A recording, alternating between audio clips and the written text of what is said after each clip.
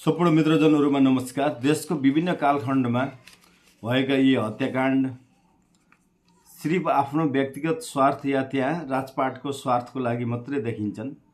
पृथ्वीनारायण शाहको देशको एकीकरणपछि नारायण रेड्डी हत्याकाण्ड 2058 साल जेठ 19, कोत पर्व 1903 आश्विन 3 गते 400 भन्दा बढी मान्छेहरू त्यहाँ मृत्यु भएको रहेछ।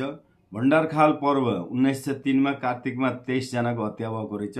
एउटा 12 मुडे पर्व भन्ने रहेछ, यो 2062 साल जेठ 23 38 जना मृत्यु र 78 जना घाइते भएको रहेछ। महेन्द्र शमशेर पर्व भन्ने 20 दिएर 2 जनालाई त्यहाँ हत्या गरेको रहेछ। बिष्ट पर्व भन्ने 1938 मा खुकुरीद्वारा 8 जनाको हत्या भएको रहेछ। त्यसै गरेर त्रैलोक हत्या युवराजकै 20 दिएर त्यहाँ हत्या गरिएको रहेछ। त्यसै गरेर रणबहादुर शाह हत्याकाण्ड 1858 मा।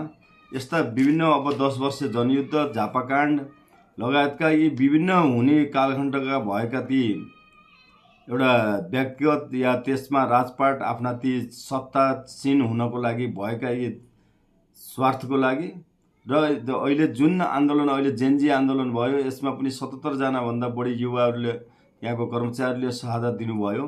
तर यी सबैलाई हामीले हेर्दाखेरि अहिलेसम्म 10 वर्ष जनयुद्ध, 28 सालका ती झापाकाण्ड हुन्, राणा शासन विरुद्धका ती आन्दोलनहरू हुन्, 2017 मा अब राजाले कु गरेपछि 2036 को त्यो जनमत संग्रह हो, विभिन्न यी कालखण्डमा भएका 62-63 का आन्दोलन, 2045-46 सालका आन्दोलन, यिनीबाट त्यहाँको जनताले पाएको के हो त?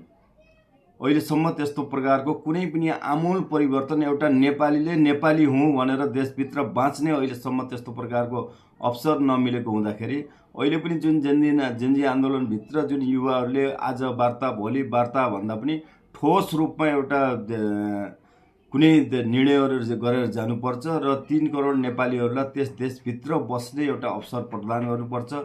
शिक्षा स्वास्थ्यको जुन एउटा त्यहाँको माफिया दलालहरूले गर्दा आम जनतक शिक्षा स्वास्थ्य पुग्न सकेको छैन, त्यसलाई त्यहाँ पुर्याउनु पर्छ।